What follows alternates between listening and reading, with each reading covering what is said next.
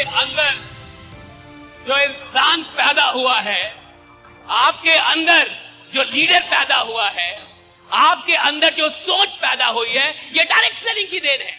इस इंडस्ट्री ये पैसों से नहीं मिलती, ये पैसों से नहीं कर। अरे 10,000 क्या साला लाख रुपए भी लगाने में डरो मत। अरे लगा डरिए मत। हमारे हार का सबसे बड़ा कारण है हम पैसा लगवाने में डरते हैं। हमें लगता है ये तो गरीब है, अगर इसका डूब गया तो हमको अरे घंटा बद्दुआ देगा, घंटा बद्दुआ दोगे तुम सलाम को। तुम फेल हो गए तो मैं रीजन, तुमसे हो नहीं पाया तो मैं खराब। और अगर तुम्हें लगता है कि तुम्हारी असफलता के लिए कोई और जिम्मेवार था तो साला जिंदगी भर नहीं 7 जन्म तक असफल रहोगे तुम। मैं कहां से जिम्मेवार हूं?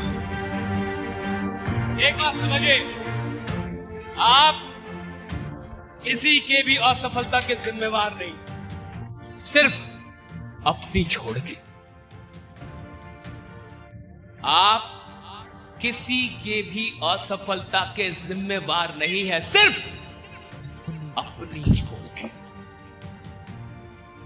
कभी इस दुख में मत जाइए कि मैंने उसका लगवा दिया था और उसका अरे आपने उसको कुछ दिखा दिया था, उसका राहु केतु साला सब खराब चल रहा है, वो कुछ नहीं होता।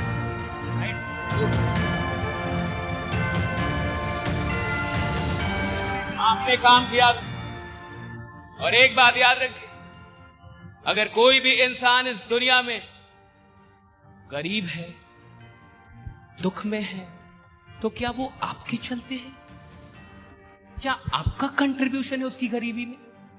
क्या आपने उसे गरीब रखा है?